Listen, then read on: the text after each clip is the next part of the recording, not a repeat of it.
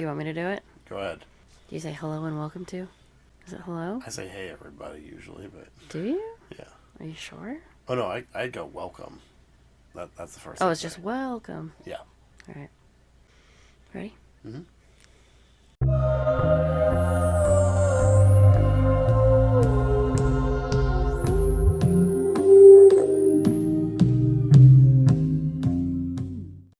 Welcome to another episode of Pages from the Dark Side. This is your host, Alyssa Ludwig, and I am joined by my lovely husband, co-host, and birthday boy, Dylan Ludwig. This is the monthly book club podcasts that has... with a specialization in spooky. Yes, thank you. We're coming off of like 2 weeks of being sick, so excuse us both if we're a little not all here. Yeah. But at least we're not zombies. Yeah, I have an ear infection, but at least I don't have a zombie infection. So, since it is my birthday, I got to pick this Special Days book, and I opted for one of my personal favorites, and it has been one of my personal favorites since high school, and that is World War Z by Max Brooks. So... where should we start with this one? That's a good question. I'm going to kind of let you take the lead since it's your birthday podcast. Okay. It's your birthday episode. Well, okay, so here's the thing with this book, and this is going to require a bit of a personal history lesson and also just kind of another history lesson to it. All right, let's do it. Zombies were my first real phobia. Mm-hmm. They were, like, I don't know, I can't pinpoint exactly what happened, but... one day I was not afraid of them, and then the next day after I had a nightmare about them like being in one of my parents' cars eating them, I was fucking terrified. I mean, that sounds terrifying.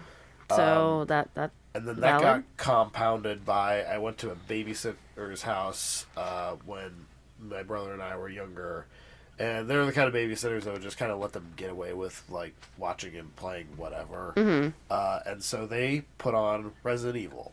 Okay. Which I had no idea what Resident Evil was about at that time, so I'm just like, alright, well, it's a horror game, I'm going to try to, be brave about this. I think it was Resident Evil 3 was the first one that they played. Opening sequence, zombies everywhere. Okay. And it's complete zombie apocalypse. And so Got I'm just it. like, fuck. So what happened over time is that I basically decided... and I try to do this with everything that I'm scared of now, is that I try really hard to, if there's gonna be this abyss of fear gazing at me, then I'm going to try to plunge deep into it. And you want to gaze back. I want to gaze back. Okay. And try not to look away. Right. That's kind of how I try to deal with things that scare me. So kind of almost like exposure therapy. Pretty much, okay. Yeah, just repeated exposure therapy. Got and it. over time I would find that like it became one of the horror genres that I grew the closest to. Right. To the point where like, people in high school were just like, oh, that's the zombie guy. Like that's well, that's his whole bread and butter there. That's how we met. It was. We were in a zombie Christmas play together. Yeah, and I was one of the leads, and you were... I was a couple zombies. You were a couple zombies, and I touched your boob on that set. You know what? Accidentally. It was accidentally. There's a part where she's trying to break into the house, and I had to help shove them back, and my hand pressed right into her boob. Yep. It was a complete accident. And the rest, as they say, is history. Is history. So... speaking of history... well, okay, so... the thing with zombie fiction, and for those who are not initiated in the genre, the modern zombie really starts with George Romero's Night of the Living Dead. Right. We'd gone, that was in the 60s? Yeah, 68 is when that came out. He made the movie in 66, but it took a while for it to come out. Okay. And it was moving away from what zombie meant at that time, which was more of like Haitian voodoo, mind control. Okay, yeah. This was the first instance of it being undead ghouls that would eat you. Okay. And not just eat you, but if they infected you at all, then, or if you just die, really, you joined their ranks. Right. And one of the things that's interesting about that being the genesis is the reason that that's the genesis is because there was no copyright on the film. Right. They had a fuck up with some of the film transfers, and they forgot to put the copyright logo on there. So every like TV station, every movie theater could play it without having to pay a dime.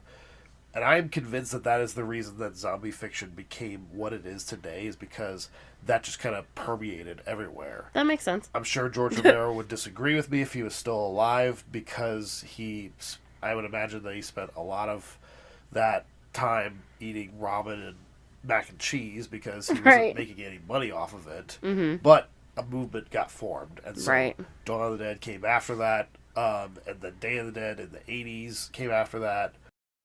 And then there's really a big lull of zombie fiction in the 90s with a couple of examples here and there. You still had the 90s remake of Night of the Living Dead. You had Return of the Living Dead 3, which is my favorite out of that series. But nothing that was really hitting until you get to 9/11. And this is important because 9/11 happens. We have this completely different fear that is hitting us, which is, oh, we're getting hit at home by something that's not, that's terrorism. Right. And so what comes from this is a rise back into the zeitgeist of zombie fiction. And there's 5 pillars of this. You have 28 Days Later. Granted, that's Britain, but it still resonates here all the same. Okay. Shaun of the Dead. The remake of Dawn of the Dead by Zack Snyder. The film adaptation of Resident Evil, and the Walking Dead comic book series comes out at this point. Right. Boom, boom, boom, boom, boom. All these things start to create a resurgence in the genre that is still going on today, although with the popularity of the Walking Dead TV show, that has kind of waned in recent years, and people are trying to look for something different. In this time period, Romero even had another zombie film come out, Land of the Dead, Right. which is my second favorite of his zombie saga. I know there's going to be a lot of people that disagree with me on that opinion, but fuck it. It's Everybody's allowed to have their own opinion, right? Dude, it's Mad Max in the George Romero zombie universe, and I'm here for it. It's got your crush Simon Baker on there. All right. It's got Dennis Hopper being the villain. It's got John Leguizamo just chewing up scenery. And who doesn't love John Leguizamo? Yeah. You have smart zombies in it. Like, it's just really cool. Which is terrifying, by the way. It is terrifying, yeah. It's not to the level of something like one of George Romero's other works, like The Crazies, which did also get its own remake. But this is the lead up to what World War Z ends up being, which comes out in 2006. Now, Max Brooks, I don't know if you knew this, is actually the son of Mel Brooks. I did, but I didn't know it when I first read the book. I found out later. Yeah. I think you told me, actually. Yeah, and honestly, I feel like that's the explanation for the audiobook. Yes, for all of the people that are in it. Yes.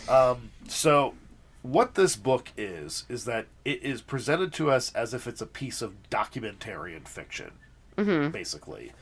Because it's a series of interviews of different people and different perspectives on different parts of the world, as if a zombie apocalypse was actually happening. Right. Well, after. Like, it had already happened, it's after, basically. but they're regaling with the story. And it's doing a very clinical breakdown of, like, this is how governments would actually be responding to the situation. Now, why I brought up that prior history was at the time that this was written, this was post 9/11 and post the war in Iraq, or right? Like us going to war with Iraq. The threats that we were dealing with are very different, but they still have this. We are reading this again after going through a pandemic and going through a current administration, which is in its own right very terrifying. Yes, because the first time I read this was in 2018. And reading it again in 2025 was such a different experience. Yeah, because the basic idea behind this is that if this were to actually happen at the beginning of it, our government in particular would not make it aware of to us. Not necessarily to not cause a panic, although that is part of it, but because it wouldn't be politically beneficial for them to bring it up. You have people, or companies that are manufacturing bogus vaccines to combat the undead, which are basically just placebos, which is an interesting commentary because people are very untrusting of vaccines to begin with, Right. and it's for that reason because there are the phony ones that are out there, which unfortunately does not allow real ones like the COVID vaccine to actually get the push that it needs. Right. And so, what the book is broken down from the beginning of the outbreak to kind of like the things getting worse before it gets better, and then when they start to kind of go on the offensive with the undead. And there's a lot of different tactics that each country deals with on it. One of the things that also makes this book interesting, and we brought this up earlier, is that the audiobook is not just an audiobook. Oh, yeah. It has a stacked fucking cast that reads more like a radio drama. Yeah, it's definitely... what's the word I'm looking for? There's like a word for it. It's a specific type of audiobook. It's like a, almost like a play. Yeah. I don't know. But There's a word for it. But I'll think of it later. Yo, this cast list is insane. You got Nathan Fillion, Paul Sorvino, Carl Reiner, Martin Scorsese. Yeah. Simon Pegg, not doing a British accent, but doing an American accent, and not just an American accent, but like a Texan American accent. Yeah, I didn't realize that was Simon Pegg, honestly. Playing the chief of staff who is just trying to bury information and not cause any sort of panic. You got Bruce Boxleitner, which, if you don't know that name, he was fucking Tron. Oh, okay. Yeah. Yeah, I didn't know that one. Henry Rollins. Mark Hamill is in this pretty frequently. They keep going back to him. Well, and that's one thing that I like about the audiobook, because I am terrible with character names. Yeah. Because I'm terrible with names in general. It's something I'm trying to work on, because I do work, with the public, and so it's good to know people's names and, remember them. But I'm terrible with names. And so it was really nice with the audiobook, with his character. Every time he pops back up, I'm able to hear, oh, this is the same voice as last time. I know this is the same person being interviewed. Yeah. As opposed to, if I was just reading the with my eyeballs kind of book, I'm not going to have that kind of reminder. See, I had read the physical book so many times in school that I just kind of had rote memory of it. I'm like, oh, it's this person that we're talking about. Right. Here. But Mark Hamill's character is the most frequently used because... I think he's got 3 or 4 sections. Yeah, 4, yeah. But, and he's the one that closes out the book, too. But the reason for that is because his character plays a major part in an event called the Battle of Yonkers, which is really the point where the U.S. starts to realize, oh shit, our shock and awe tactics of warfare don't do anything against something that you can't terrify. Right. Because zombies are completely impartial. They just are. Yeah. And so how do you fight that? And the later parts of it are about how they had to reorganize their tactics in order to better deal with the problem. Right. But then you also have Alan Alda. Yeah, I love Alan Alda so much. Cal Penn, fucking Kumar from Harold Kumar. That might be a little bit reductive because he actually did work on Barack Obama's staff for his administration. Rob Reiner as a former vice president who doesn't want to go by name, so he just calls himself the Wacko. Frank Darabont, director Frank Darabont of a couple, the first season and a half of Walking Dead, shows up here. Yep. He's the director that creates the propaganda films. John Turturro has a great one as the Cuban, civilian that is talking about the history of the dictatorship and how they had to deal with it in the wake of this. Right. Alfred Molina's got one of my favorite ones because he's the astronaut That Oh, yeah. in the space Oh, station. I didn't realize that was Alfred Molina. And he had to be the one that watched everything from in orbit, but he Yes. couldn't do anything to help anybody. Right, and then they came across this other space station, and everybody there was dead, so they were like, we're just gonna take their resources. Yeah, Common, rapper actor Common is the dog handler. Oh, okay, okay. Yeah. F. Murray Abraham is the priest, like Yeah. Orthodox priest. Right. And Brian T, who's an actor from one of the Fast and the Furious movies. I think it may have been the first one. He was the villain in that. Mm-hmm. He's the submarine or not the submarine commander, because that's actually a different Chinese story. But there's one that talks about the not scuba gear, but it's like The submersible gear yeah, that they use to fight against the undead that are on the ocean floor. Yeah. But the Chinese submarine story is one of the most harrowing. Oh ones. yeah. Also, one of the most harrowing ones is probably the story of the family that tries to move up north to where it's cold, and then they had to resort to cannibalism to survive. Oh, that one was something. And I know that you did not just skip over Rene Aubergenois. Which one did he play? It's at the very bottom. Scroll down. It's at the very bottom. Oh yeah, he was the in the catacombs. Soldier in the catacombs. Yeah. Yes. I don't know who that actor is. Oh my gosh.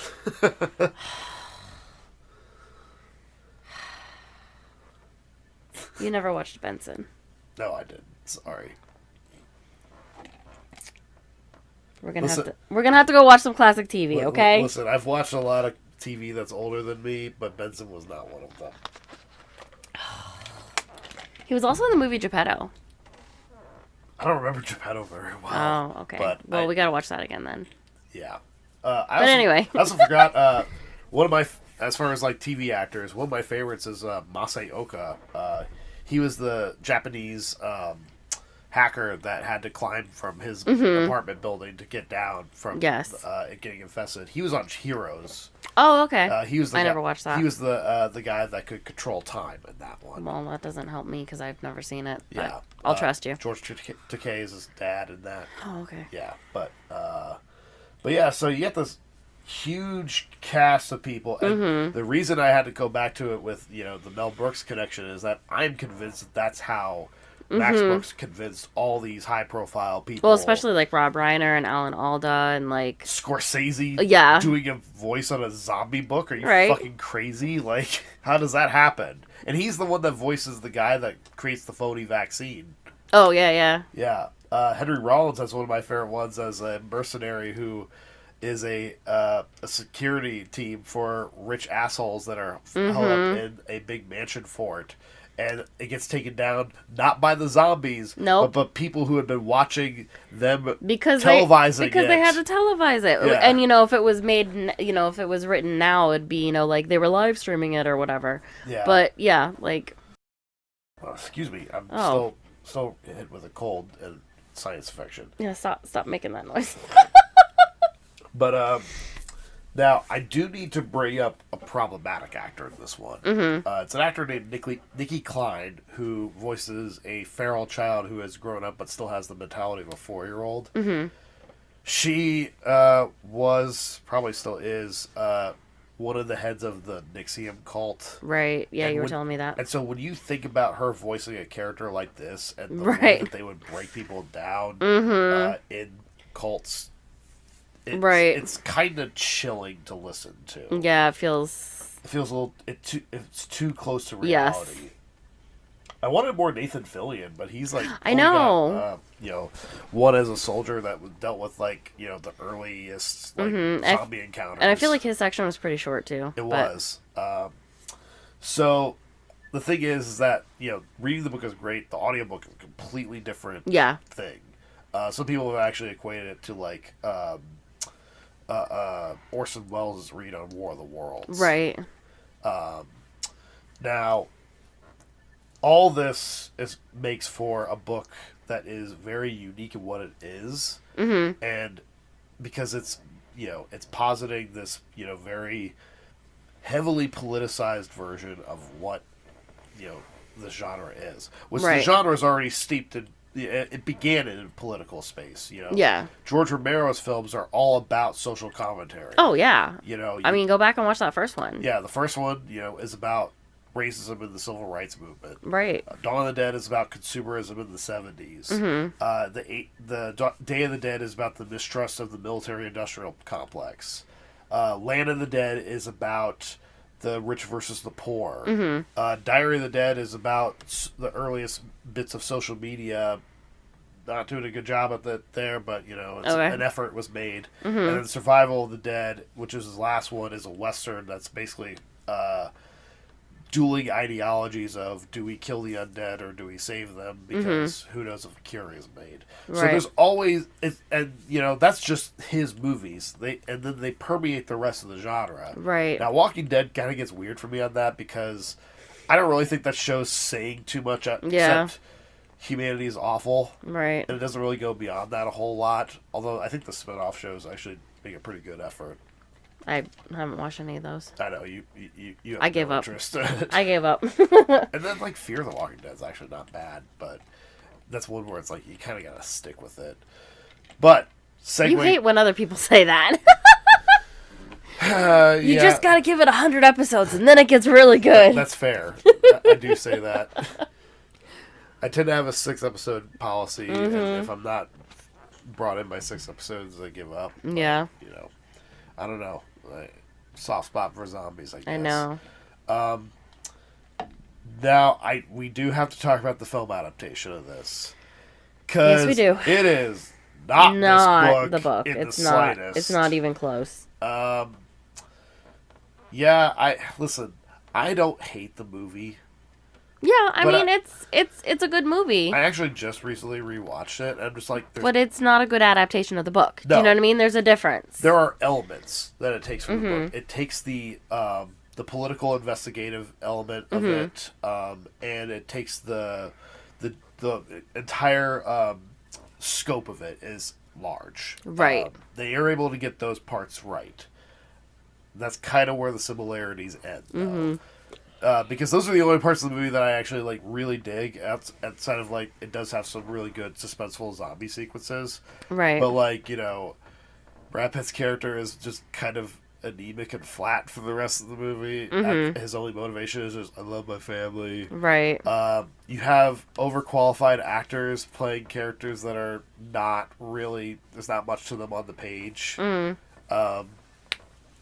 It's and like I want to like it. But, you know, and I usually am not like this, but because the source is so good. Yeah. And I've also read what the original script with this was going to be. It's online. You could find it. Oh, okay.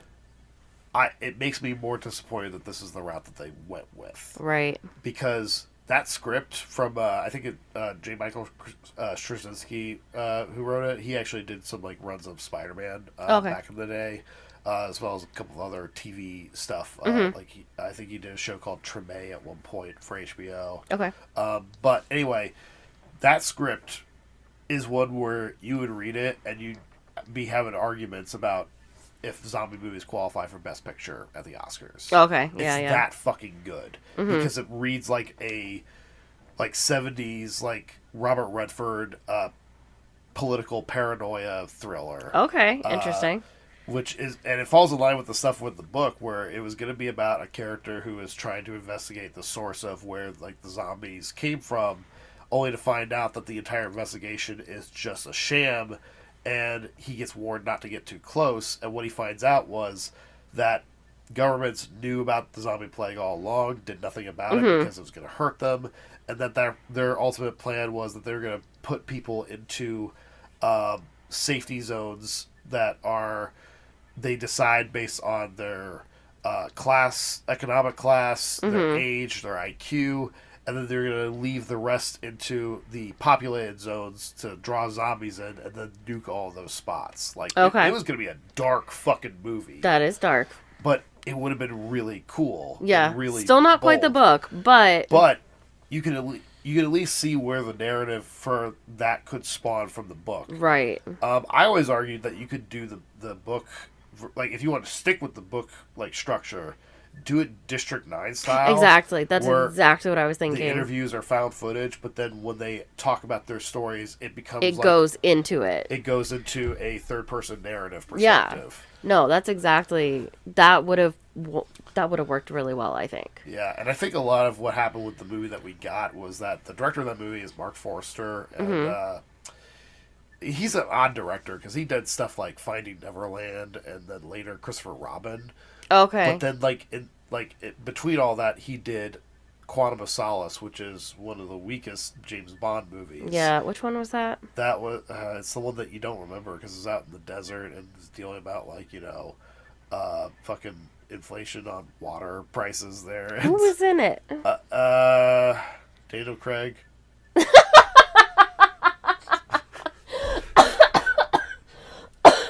Judi Dench. Oh, you're hilarious. That's kind of where the famous actors end. Okay. The villain wasn't anybody famous? What? The villain wasn't anybody famous? No. Oh, okay. That's why I know I've seen it. That's why it's listen, if I were to name off it's the one with Mads Mikkelsen. Oh, Right. it's the one with Javier Bardem. Oh, it's Yeah. the one with Christoph Waltz. The one with Rami Malek. That's the one where you go, who the fuck is that guy? Okay. I don't even remember the actor's name. Some French dude. But Wow. You don't remember somebody's name. That's a big deal. that's how little of an impression that movie made on me. So anyway. But anyway, I felt like the reason that he did the movie the way he did here is because he wanted to get some kind of action win back after that movie. I mean, that movie did well, but it wasn't critically received very well. And also, the movie went through tons of rewrites and reshoots. Yeah. They had a completely different third act that they just threw out and then reshot the entire thing. Mm-hmm. Bryan Cranston was in one version of the movie and then got cut out. Okay. And then, the movie that we got made a lot of money.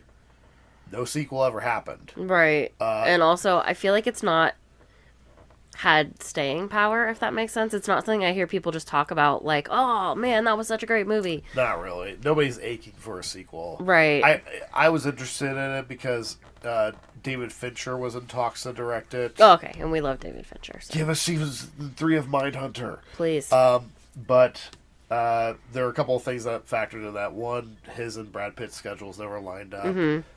Two, the budget was going to be way bigger and they couldn't justify that. Right. And then three, China actually has a ban on zombie movies. Okay, yeah. And that's one of their biggest markets. Yeah, it's a big market, That's kind of where all the problems ended. Actually, you still need to watch this movie, but the movie Train to Busan, when you see how the zombies in that move, they're very similar to how the ones in this movie move, which is that they basically are just kind of like ants that pile on top of each other. Right. And just kind of just go and go and go and go. Right, like the Energizer Bunny. So when I saw, World War Z is a PG-13 movie, Train to Busan's rated R. When I watched that movie, I went, this is what World War Z probably should have been. Okay. Because also, I had a problem with World War Z being PG-13. Right. It just... that just doesn't feel right based on the book. That just doesn't feel right. Yeah, I don't know. I like it for what it is, but there's always going to be that part of me that's like, yeah, but this could have been so much better. Yeah. But anyhow, I'll digress on the movie because we're running a little bit. Well, actually, we're not doing bad. We're not doing too bad. We're about half an hour. Not quite. It should be very clear that my rating on this, especially with rereading it now and the political relevance feels so much more. Oh my gosh, yeah. Intense and important. It hits very close to home. You can just tell that Max Brooks really had a handle on how people would actually behave in this kind of situation. Yeah, no, he nailed it. Granted, the book ends on hope. It does, and I think that's important right now. Honestly, Yeah, with the political climate and all of that, I feel like holding on to hope is really important at this juncture. Yeah, it's 5 good old Rotten Zombies calls for me. Oh yeah, of course. Especially the audiobook makes it even 10 times better. If you can get the complete edition of the unabridged complete version, right? Because there's an abridged version that's 4 hours. You want to get the unabridged one that's just over 12 hours. Yeah, that gives you the entire book there. go seek that one out. That's like the best way to consume this one. Yep. So to And speak.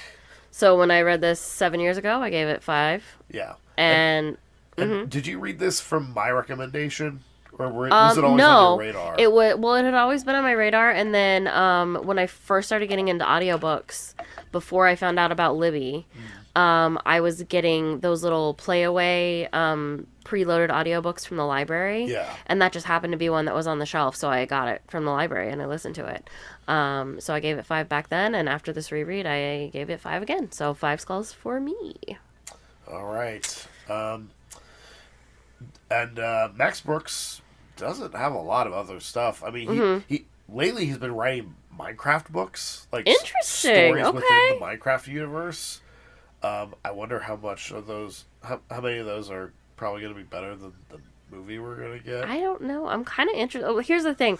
I don't have an attachment to Minecraft, so not having an attachment, I just see the previews and I'm like, oh, that looks like a fun movie. Yeah. But I don't know if I had an attachment to the game, I might feel differently. Cause listen, I never played the game either, but there's that part of me that's very sympathetic to the people that are really into it. Yeah. And I just kind of go, yeah, this doesn't feel like the right approach. No, I mean, that makes sense. Because, like, you know, if they ever... Please do this. If they ever made a Wizard 101 movie, I know I would be really critical about that. Like, if they didn't get it just right, I'd be like, how dare you? But also, please make a Wizard 101 movie. Yeah, the only other... right. The only other horror book that Brooks has written is a book called The Evolution. Okay. Or Devolution, whatever you want to call it. It's about Bigfoot. Interesting. And I think that one's actually just a straight narrative. I don't think it's another documentarian sort of fiction. Okay. And then before this, he wrote a book called The Zombies, Survival Guide Handbook or whatever. Yeah, I remember that being a thing. Which is basically just a how-to of if this actually happens. I had a copy of it. I mean, clearly he's put a lot of thought into it. Yeah. So.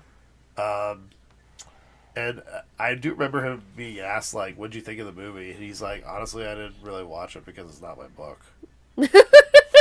I mean, that's valid.